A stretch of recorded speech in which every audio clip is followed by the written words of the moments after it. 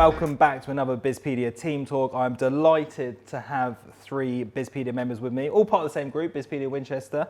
The format of the show is very simple. Each of them have brought, or all of us actually have brought a question to the table. The idea is that we share our tips, tricks, words of wisdom with one another before we get back out there on the football pitch and hope to grow our businesses. So that's the idea of Team Talks, and then we'll finish with a final thought. But before we start, I'm going to start with introductions. So I'm going to start to my right. Hi, I'm Jason Daniels. I'm Managing Director of Concord Insurance Brokers, and we're part of A1 Insurance Group. Hi, I'm Shaun. I'm Ramazannezhad. I'm a wealth management consultant of Macmillan Wealth Consultants Limited. Nice. Hi, I'm Mark Castle. I'm the founder and CEO of Fusion Voice and Data. Nice, gents. Thanks for being here. Right, so who wants to kick us off on questions? Actually, why don't I start to my left? Mark. Yeah, sure. What's on your mind? So my question is what is the skill or trait which has helped you most as a successful business person? Cool. Shaun, what's your thoughts? So I think for, obviously my job's involving people's money, and a lot of and I think probably the trait is being trustworthy, honesty. Okay. Because obviously when clients talk to myself, they have to be able to trust. They're letting me know all their secrets, all the big plans, what they've got under their mattress. People still doing that? A little bit, believe it or not, definitely 100%. Yeah. And the skill, probably listening. Okay. People obviously in my sort of industry don't like to be told, they like to be listened to. And then obviously it's making sure you're sort of choosing those moments right, then when to interact and give back. I was always told have 2 ears and 1 mouth, so I tried to sort of stick to that. Who told you that? I can't remember. Right, so it's listening, Yeah. being trustworthy. Yeah, that's definitely 2. true. Yeah, Okay. They're vital in what I do. Without those, the rest will just fall down, to be honest. I would have to come to that surname again. Can you just repeat the surname and just give a... Yeah, it's Ramazannezhad. Okay. Ramazannezhad. And the origins for that? So Persian, dad's Iranian. So half my family's from. Nice. Were you born there or were you born in the UK? Born in the UK, been there about, I think it's 3 times, but haven't been there for a very long while. But I am seeing them in a few weeks, meeting them in Dubai for a holiday. Nice. Been to Dubai before? Yeah, a few times. Very nice, very hot. So looking forward to it. On that, have any of you two been to Dubai before? Yeah, No. I have, yeah. a couple Okay. of times. Recommendations? Anything? I know you've been, but it's always good to have some like... Yeah, I mean, there's some fantastic restaurants. It's an amazing place. It just blows your mind, really. The first time you go, it's just incredible. The sort of the size of everything and the flamboyance of it all. It's like a brand new city in the desert, isn't Yeah. it? And everything's so opulent as well. Yeah, absolutely. Nice. Okay. Oh, it was your question. Yeah. What would you say is your number one trait? I think that it's probably being true to my word, not over-promising, managing expectations. Just making sure that anything that I say I'm going to deliver, I go through with and absolutely make sure I do it. Was that integrity? Integrity, yeah. Trustworthiness, Yeah. sort of thing. When I think about that question, I think the only I think for me it's probably passion, Joey. Yeah. As a guess, because I don't think being a business, you have to really like what you do, Definitely. don't you? Because it's brutal at times. Yeah. If you didn't love it, then it would be so easy to call it a day. Yeah. So I'm just going to throw my 2 pennies worth in on your Sure. question. Is that okay? Yeah, absolutely. Okay. Jason?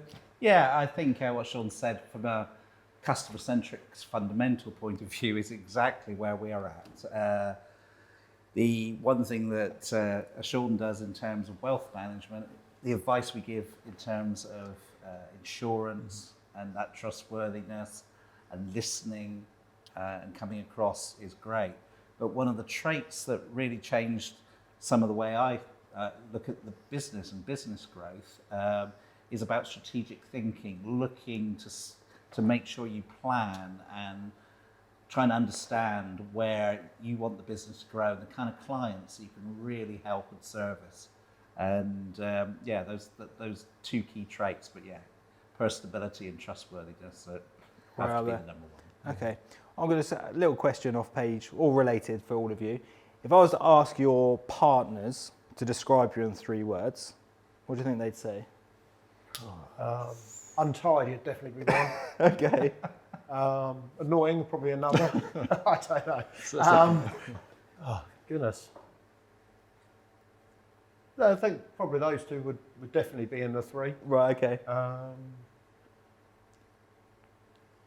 Well, let's stay away from partners because it's easy to go down the route of just being like they slag me off, right? But like, okay, your work colleagues. How do you think your work colleagues would describe you? Because, you know, I think that, again, they'd say that I'm honest, I'm trustworthy, they'll lead by example, and they're fair. Jason? Inquisitive. I always like to get behind a subject and understand. One of the best things about ensuring a business is the understanding of a business, get behind what a business owner wants and what they need. And the learning from that. Every day's a school day, and that's what makes getting out of bed. You just don't know what you're going to do each day. And that inquisitiveness I've had since a child. And my wife goes, we're lucky to be here at a winery today. I loved wine in my 20s, so we started traveling and visiting vineyards and learning about wine. Any subject that I'm interested in, I always want to know more, and that inquisitiveness has always served me well. That's one. You get two more. Get two more. Oh, okay. Well, those are just learning and all the things that come from it. It's just. So your colleagues would describe you as like an avid learner, inquisitive, being related. Anything else you think they say about you? Like a party. Like a pie. Nice. Shaun? I'd say probably perfectionist.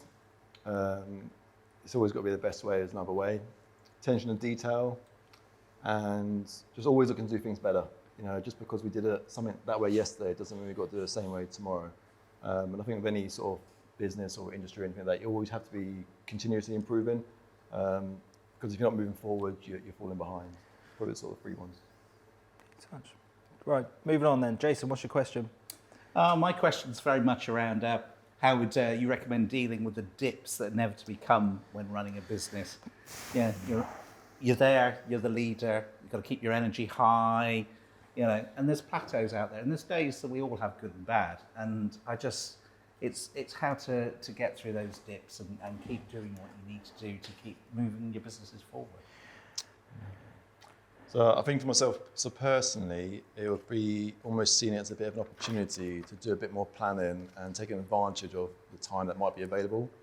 And from sort of a team point of view, almost pushing it out to them as well, you know, because with the way I work, I'm always looking to make things more efficient and, you know, try and minimize the time stuck at a computer and spend more time with clients. So if I can do everything outside what I do with clients faster and more efficiently, or the teams can, that's just going to give us more capacity in the future.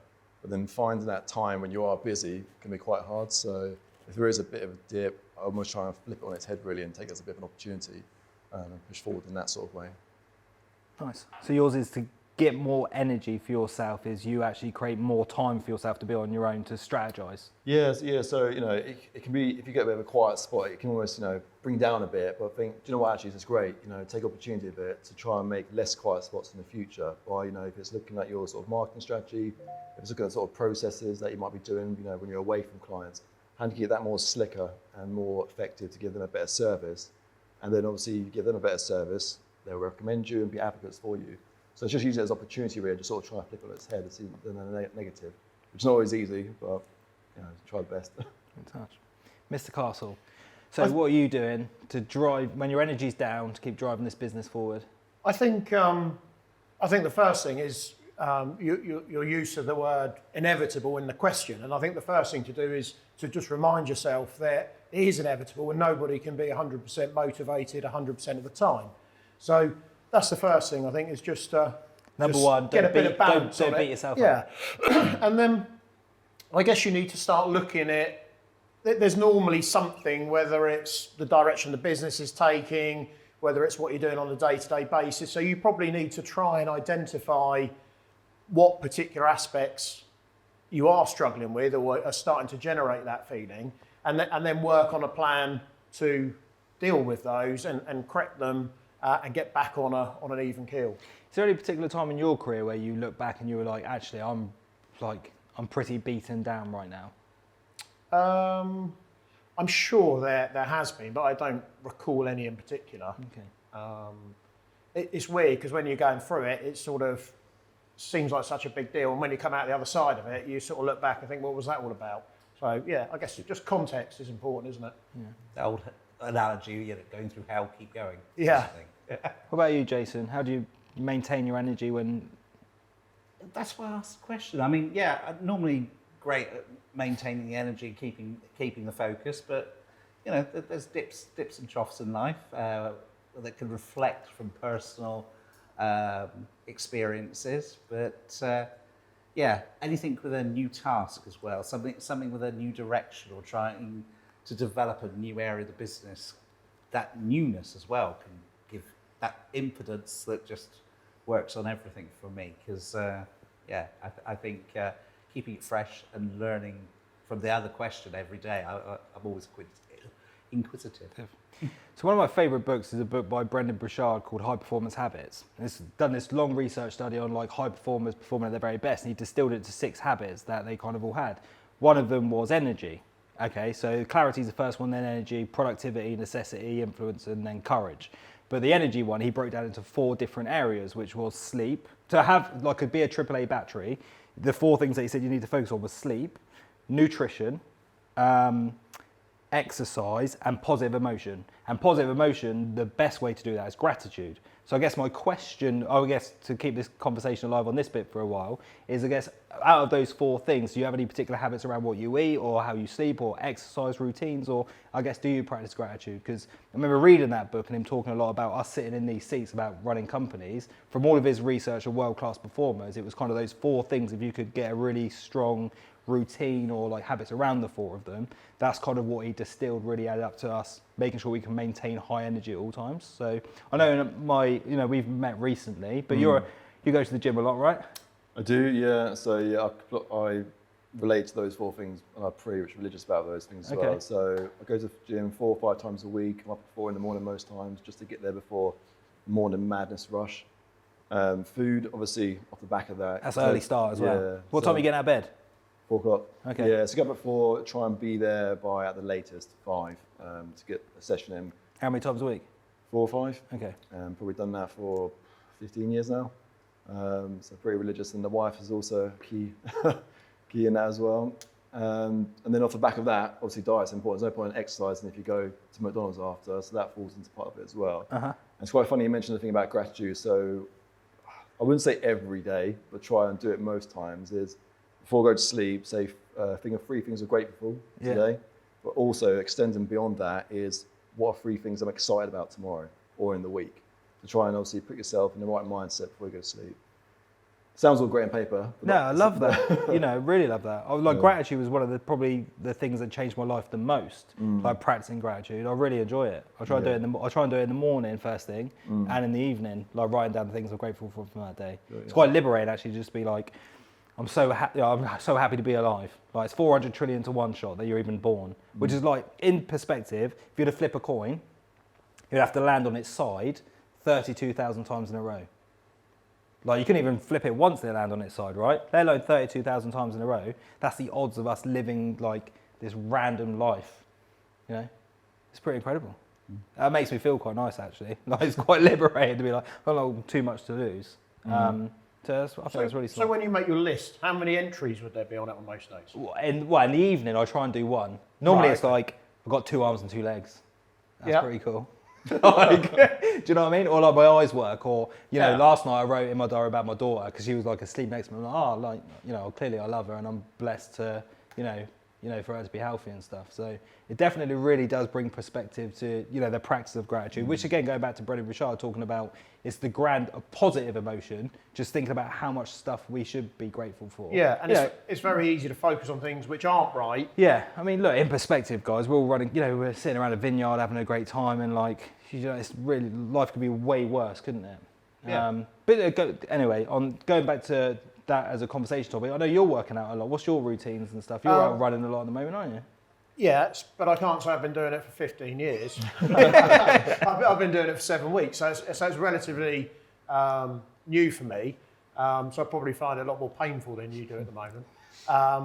But I feel much better for it, and again, being more conscious about what I'm drinking, what I'm eating. What about sleep? Sleep. I think I probably sleep better. Yeah, I think I do. What sort of time are you going to bed? So I normally go to sleep about 10:30, quarter to 11, and then normally wake up between 6 and 7. So You're getting your 8 hours. yeah. Jason? 10 to 7 for me. I'm not. I need my sleep. It's one of those things that, in the daytime I'm thinking things that, using up that kind of nervous energy and everything else. So by the time 10 o'clock goes, I'm normally hitting the pillow straight away. And it's key, on a sort of busy week to make sure that I'm not burning the candles at both ends like one of these. So. What about sports or exercise? Yeah, love nutrition, gratitude. Does any of that resonate? Well, gratitude is something that that you think about, but you're not really. I've not thought of it as a technique. So certainly something I can add to things from this whole thing. Nutrition, I love my food, but you can always have a better diet than that. And exercise, I love skiing, golf, and everything else, but. It's amazing how many hours you whittle away at the office, and whereas giving yourself that break, even a half-hour walk around the block just to clear your head and take it, can make for a much more positive afternoon than if you'd sat there just going through every bit that's sitting in front of you. So, but yeah, the gratitude thing is something I'm going to take away from this. Well, it was your question, wasn't it, on energy? So at least you got a nice takeaway on that. Yeah. Right, Shaun, comes to you. Question. Yes, so my question was, so growth is an important factor in any business. What have been the key moments for you where it led to the growth of your business? So sort of a few sort of moments, I guess, which have pushed you sort of to that next level. So I know you guys obviously been in business longer than I have, so it'd be sort of great to hear your stories. Sure. Go for it. So our business used to sell technology to anybody. So we had a wide scope of products and service offerings, and we had a wide scope of people that we could sell them to. So it all sounds brilliant, doesn't it, in terms of loads of scope for growth. Yeah. But then you look at it and you think, where do I start with this? Because it's such wide scope, it's difficult to know what to do with it. And we actually changed direction, and what we decided to do was to focus on companies that were relocating. And our route to those companies was commercial real estate, so asset managers, commercial agents, anyone involved in commercial property. And so we started working with these guys, and we gained an understanding of their sector, of their industry, and we gained their trust, and we built relationships with these guys. And as a result of that, we started getting an awful lot of referrals. And because they were referrals, there was an element of trust from the company that was relocating. And so by really narrowing down the field of who we were targeting, we actually increased the amount of business that we were generating and converting.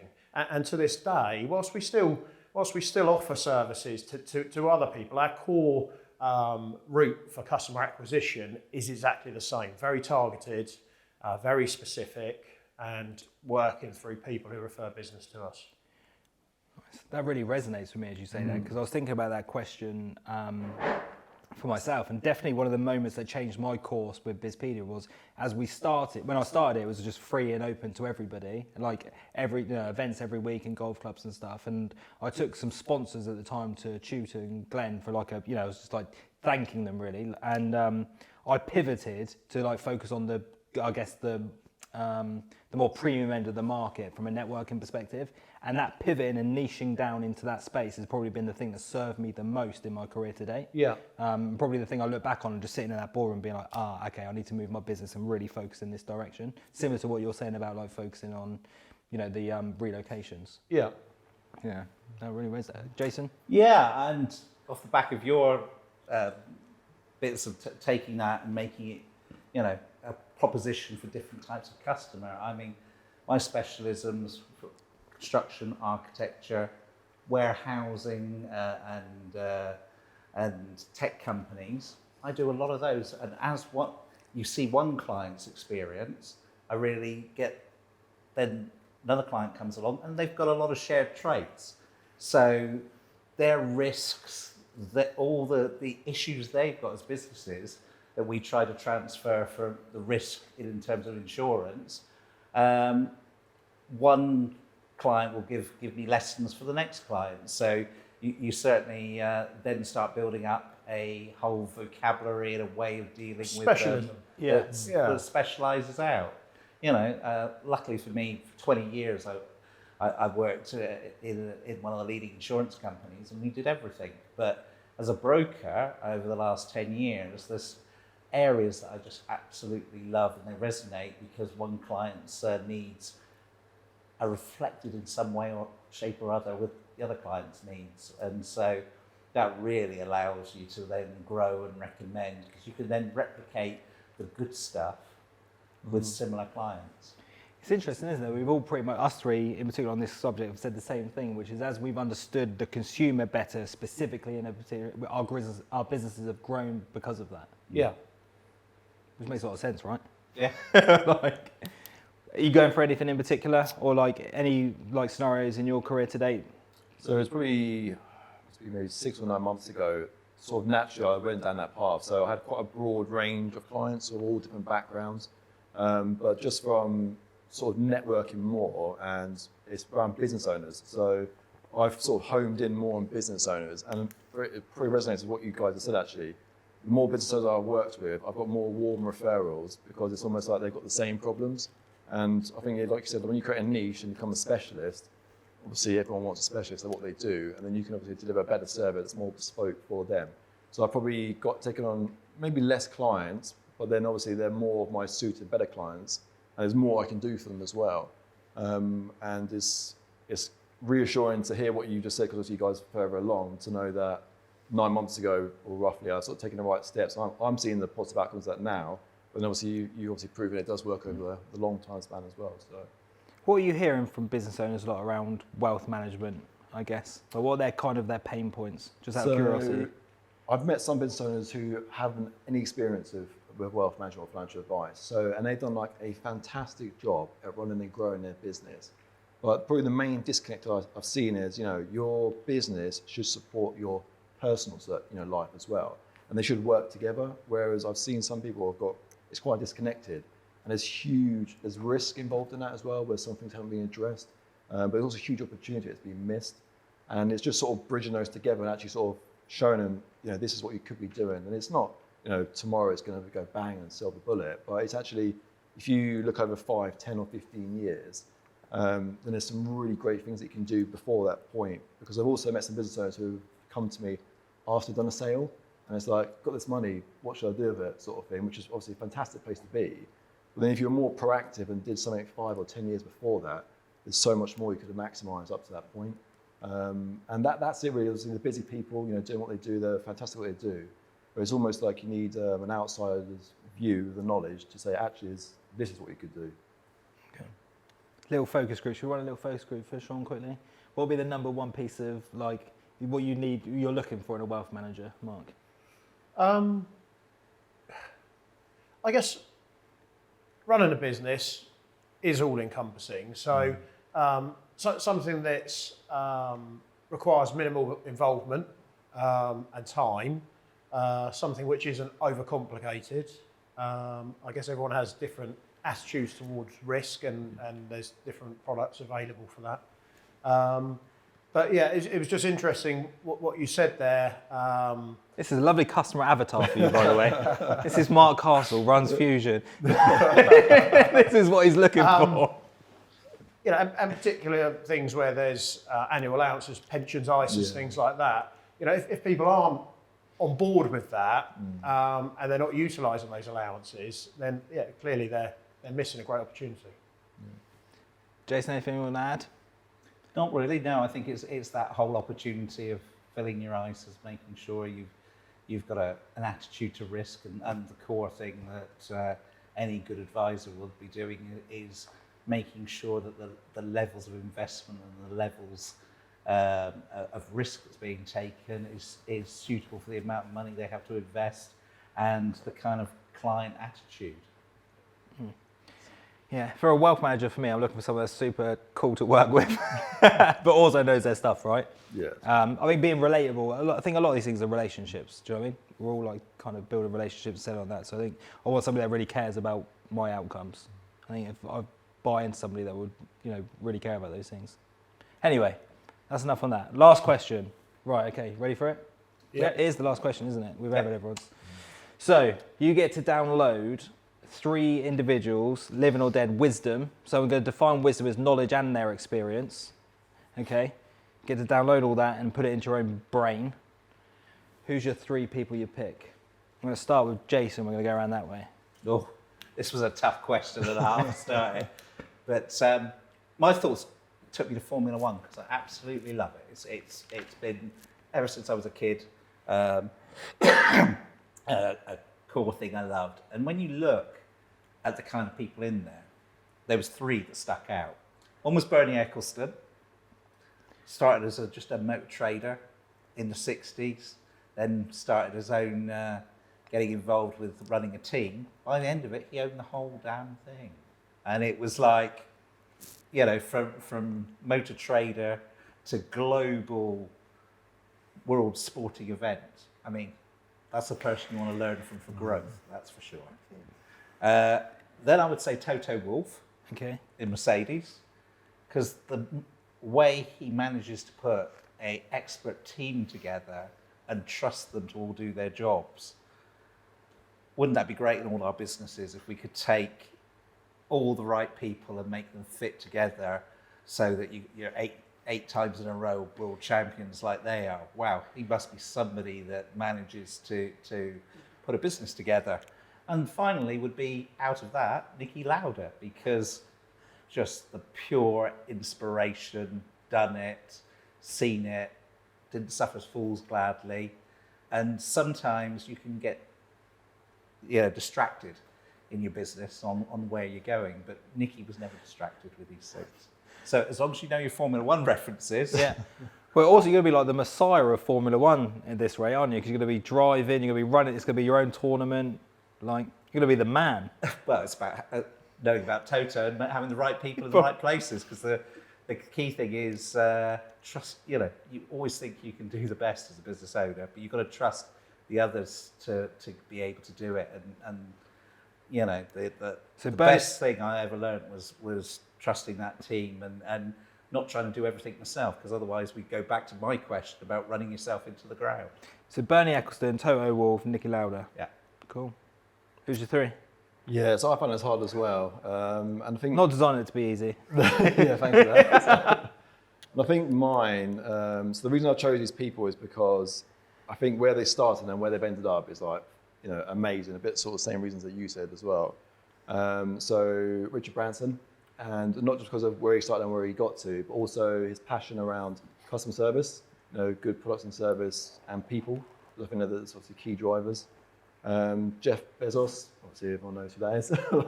Obviously, you see that picture of him in his garage, I think it is, starting from there to doing pretty all right now. Yeah. And probably a bit out there as well, and very different to these 2 guys, is Dwayne Johnson as well. So started, very, very at the bottom, long career. And also I quite admire that he managed to smash the business side, but also keep in good shape. So I can relate. He's got a great tequila company now, hasn't he? Yeah, it's absolutely killing it, and so many different industries. Yeah, there's been some bumps along the way, but if you look at what he's done, and as well, he always talks about, you need a team behind you. And when I work, I can't do everything. So I believe that the more good people you have working with you or for you, the better you're going to do. So I think, those reasons and what they sort of preach about, I think are sort of good things. So The Rock, Branson and Bezos. Yes. I think I'll do it right if I've got those 3 in my head. Oh, you definitely would if they were in your head. Who's your 3? So, firstly, Satya Nadella, who's the CEO of Microsoft, and the reason for that is he's transformed Microsoft, which was a massive software company, and he's changed it to a cloud computing and AI business, which is much more exciting, much bigger recurring revenues, and obviously it's the way in which the industry in which I operate is heading. So it makes sense for me to download all of his knowledge, I think I could do well with that. The second one is Elon Musk, obviously a little controversial, but it just astounds me that he develops an interest in space travel and then tells NASA that this is how it's going to work, and NASA saying nothing never going to work, and he was right. To a certain extent, he's done it with automotive as well, where he's come at the whole Tesla thing from a completely different angle, and sort of proved everybody else wrong, and he's done his thing and been incredibly successful with it. So definitely Musk. And then my third one, I was thinking that I should put somebody in who's no longer with us, and it's difficult because if you go back too far in history, the knowledge that those people might have had wouldn't be particularly relevant to me today. But Churchill came into mind, and he was, the knowledge he had made him an amazing strategist, and also such an inspirational leader. His speeches and everything like that was just incredible. So a little bit of that knowledge would be helpful too, I think. Yeah, I love that mix. I love all of your mixes, to be fair. When I came down on this myself, I was thinking, you guys come across a guy called Jordan Peterson? Anyone come across Jordan Peterson? So. Okay, so he's, I don't know how to describe him. He's probably a leading intellectual at the moment. He talks a lot about like the meaning of life and stuff like that. But fantastic, definitely go check him out. He fills out stadiums now with 10,000 people watching him speak. So I'll probably do him. I watch a lot of his stuff.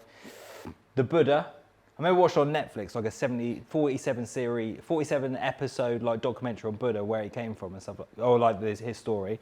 So I think that'd be interesting, just about enlightenment. I'm really going for just being happy. Do you know what I mean? And my last one actually on that is Ricky Gervais. Not that I'm not unhappy, by the way. Ricky Gervais. Anyone watch The Office? Yeah. Yeah, it's got to be my favourite TV program. I just think he's also, as well as being intellectually smart, he's also hilarious. Yeah. That's my go-to thing in an evening to watch. I was watching Extras last night with Kate Winslet. Have you seen that episode? Where she's talking dirty, teaching Maggie to talk dirty.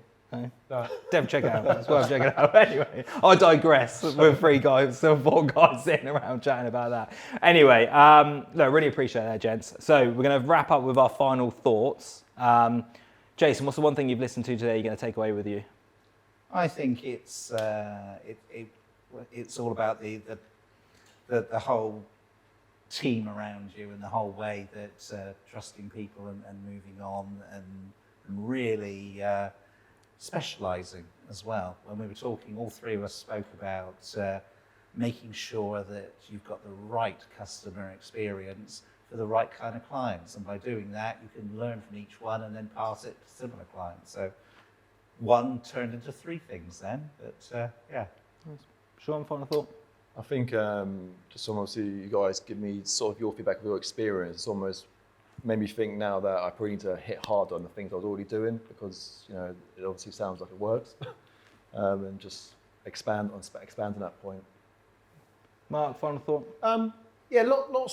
Lots of interesting conversation, but I think possibly for me, one of the things that's really stuck out, which isn't something I've given any thought to before, was, you call it thankfulness or gratitude. Yeah. As I mentioned before, I think we're all very quick to focus on something that isn't quite perfect or 100%, and to overlook all the other aspects which are fantastic in our lives. So I think that's an interesting takeaway for me. Cool. Look forward to hearing how that goes for you. Yeah. Nice one. Well, yeah, please do. Jason, Shaun, Mark, thanks for being here. I really appreciate it. Thanks to all of you who tuned in and listened. Thanks to Exton Park for hosting. Thanks for B4B for recording. Until next time, keep smashing it. Bizpedia out.